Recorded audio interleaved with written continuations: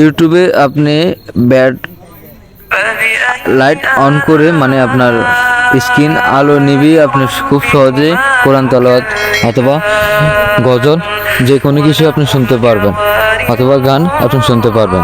তো কীভাবে শুনবেন, কীভাবে এই সিস্টেমটা চালু করবেন সেই প্রসেসটা দেখিয়ে দেবো আজকের এই ভিডিওর মাধ্যমে। তো ভিডিওটি দেখতে থাকুন। মোবাইল লক করেও আপনি ইউটিউব থেকে ওয়াজ অথবা গজল শুনতে পারবেন, কোনো সমস্যাই হবে না। তো কীভাবে শুনবেন সেই প্রসেসটা দেখিয়ে দিচ্ছি আজকের এই ভিডিওর মাধ্যমে। তাহলে প্রথমত কী করবেন, একটা অ্যাপ্লিকেশন লাগবে, অ্যাপ্লিকেশনটা প্লে স্টোর থেকে ডাউনলোড করে নেবেন। বুঝতে পেরেছেন?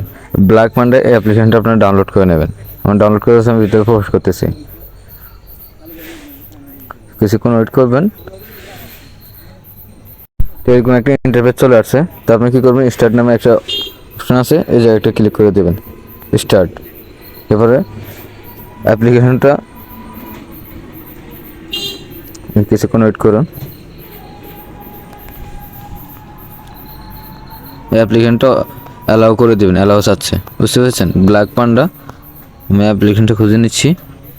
আপনার অ্যাপ্লিকেশনটা খুঁজে নিয়ে এটা অ্যালাউ করে দেবেন, পারমিশন চাচ্ছে আর কি, পারমিশন দিয়ে দেবেন। এসেন ব্ল্যাক পান্ডা, এটা অন করে দেবেন। বুঝতে পেরেছেন? এটা অন করে দেবেন। অন করে দিয়ে ব্যাগে চলে আসবেন, ব্যাগে চলে আসবেন। তো এখানে আসার পরে ব্যাগটি চলে আসার পর একদিন ডাইরেক্টলি বাইর হয়ে যাবেন। এই দেখতেছেন মোবাইলের স্ক্রিনে একটা পপ আপ আছে, এই দেখতেছেন।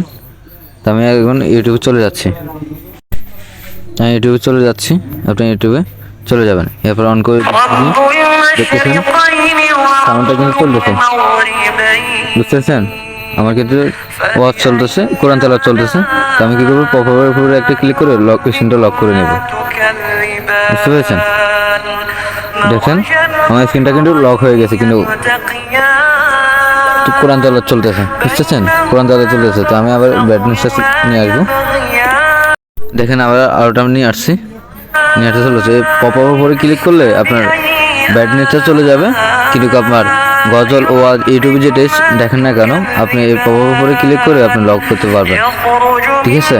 তো আশা করি বুঝতে পেরেছেন। যদি আমার ভিডিওটি ভালো লাগে থাকে অবশ্যই চ্যানেলটা সাবস্ক্রাইব করে দেবেন, পাশে থাকা বেল আইকনটি বাজিয়ে দেবেন, আর লাইক কমেন্ট শেয়ার করে দেবেন। সবাই ভালো থাকবেন। আসসালামু আলাইকুম।